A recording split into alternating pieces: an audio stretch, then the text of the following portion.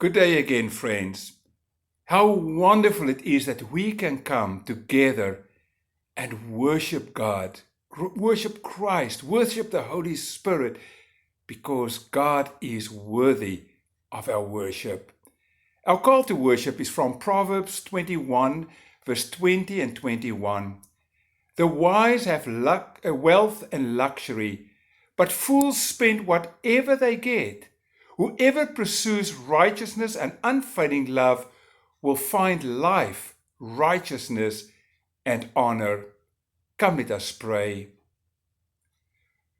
Lord, you alone are worthy of our worship.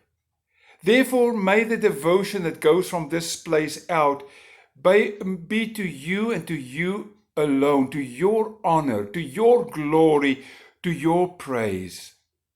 May we be able to hear you speak through your word very clearly, and may the Holy Spirit renew our hearts, refresh us, to change us, to make us new, so that we can do great things in your name.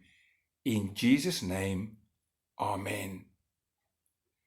We read from Mark chapter 10, verse 17 to 22.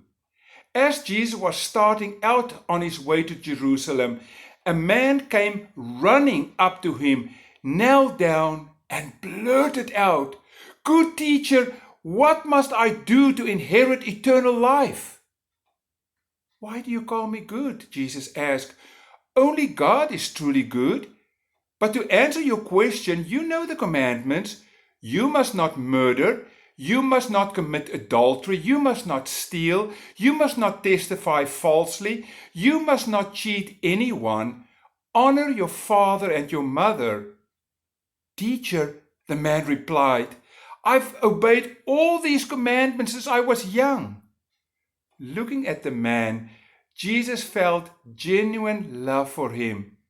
"There is still one thing that you haven't done," he told him. "Go and sell all your possessions and give the money to the poor, and you will have treasure in heaven. Then come, follow me."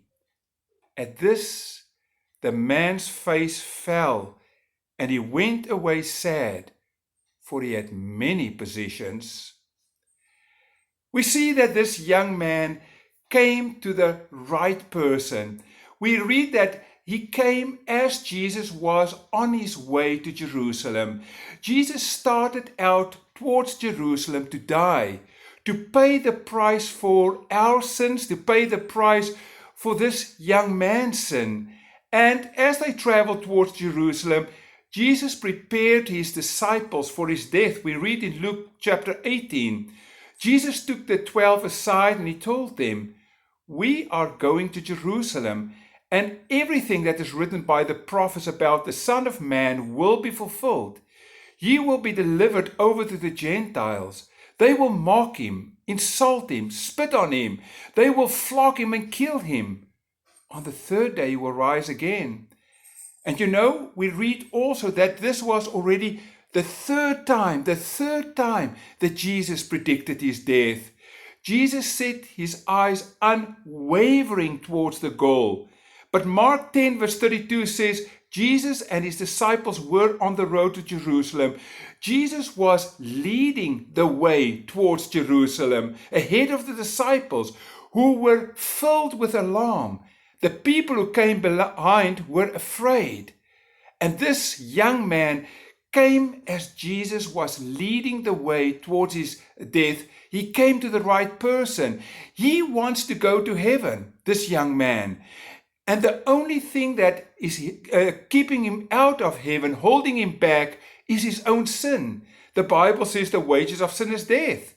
Jesus is the only one without sin who was able to take our sins upon himself and then die for our sins. And Hebrews 4 verse 15 says also, our high priest understands our weaknesses, for he faced all of the same testings we do, yet without sin. He understood the lure of money in the life of this young man. He understands the pull that we experience, the struggle that you and I have with all kinds of temptations. He understands our problems and our anxieties.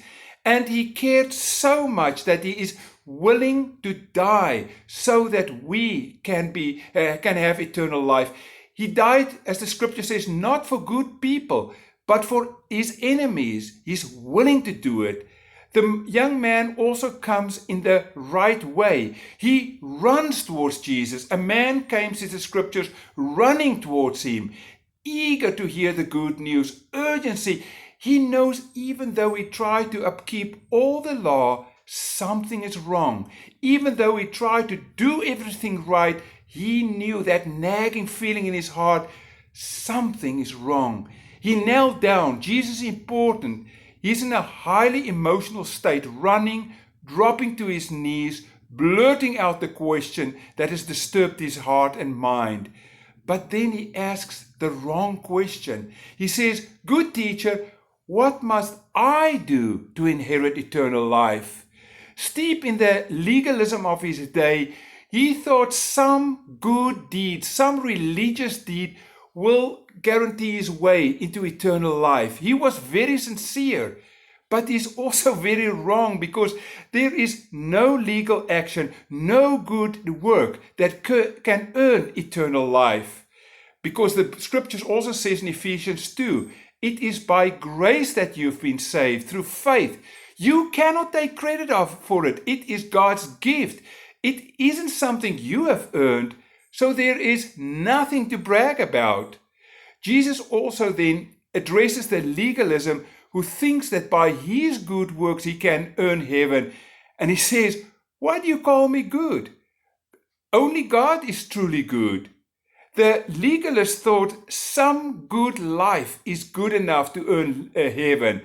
Jesus challenges the young man who thinks that through the implications of good, he can get to heaven.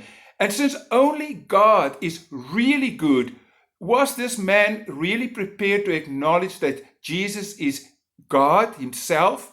By this inquiry, Jesus affirms his own deity.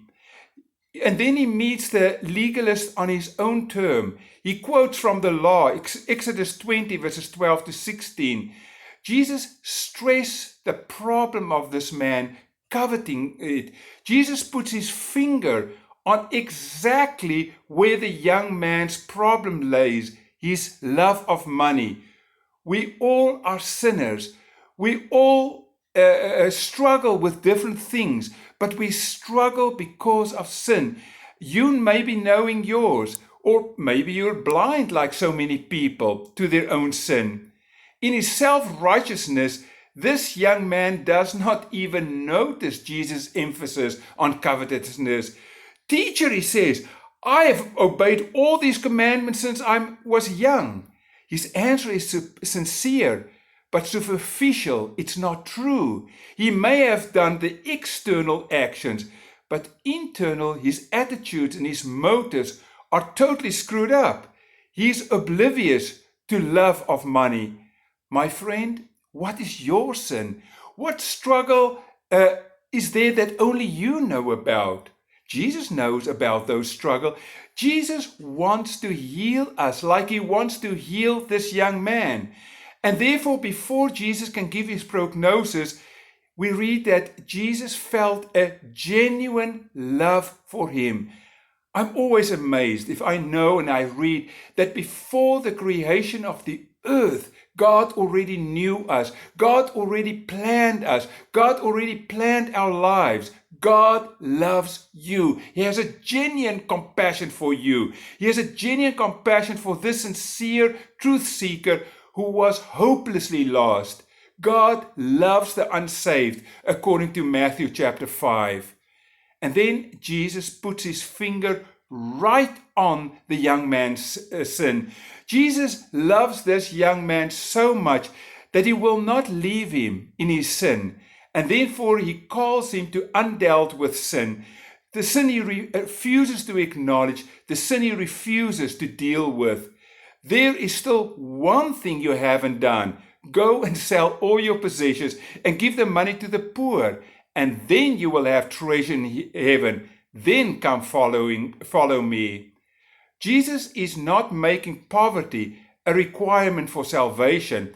Abraham was very rich, and so were very of the Old Testament saints. But he's exposing this young man's heart. He has not obeyed all the commandments, as he says, since he was a young man. He loves his possessions more than his neighbors. He chose to serve riches rather than God. Matthew 6 verse 24 says, you cannot serve God and be enslaved to money. The issue is, would this young man submit to the lordship of Christ, no matter what is asked of him? Since he would not acknowledge his sin and repent, neither would he submit to the sovereign Savior. He is lost. How sad. His unwillingness kept him from eternal life that he sought, and from what he wants most, treasure. He loves treasure, and God wants to give him the treasure of heaven. Mark 8 verse 36 and 37 says, what good it is for someone to gain the whole world, yet forfeit his soul. Or what can anyone give in exchange for his soul? So sad. So very sad. And yet the text says Jesus felt a genuine love for him. He refused to let Jesus lead him home. He tried to do it on his own, and that will never work. I know sometimes we do the same. And this young man's face fell. He was grieved. He was sorrowful. And yet he walked away from the Savior. All our achievements do not work unless we put Jesus first, unless we put our sins upon him. As Billy Graham says, if Jesus is not first in our lives, he is not Lord at all. We need to give our entire life to him. And then when he takes over, we become our lives become incredibly significant. If we firstly repent of our sins, I don't know if you've ever asked Jesus to become your Savior. If you know that he died for your sins and you acknowledge it, you're a child of God. But then it also means that every single day we give our lives over to him in faith. Every moment we give ourselves over. Lord, I rededicate my life to you daily, every moment. And if we do this, riches beyond our greatest thinking, anything that we can ever dream of, our wildest dreams will become ours. You will find below, where I put the links, the story of a missionary who followed God, who did more than all the Protestant churches in the world combined over 200 years. And the story is called The Rich Ruler Who Said Yes. This is the story of Count Nicolaas von Zinzendorf, who lived over 300 years ago. And go and check that video. And go and see how God changed a person who says, Lord, I am willing to follow you. And how incredibly rich God made his life for following him. God wants to do it with your life, and God wants to do it with our lives. Therefore, let's dedicate our lives totally to him. Come, let us pray. Lord, we want to follow wherever you lead us. We want to follow wherever you say yes, because we know that you want to make our lives rich and wonderful. And the only reason that we live in such poverty is because we don't follow. We refuse to do what you say.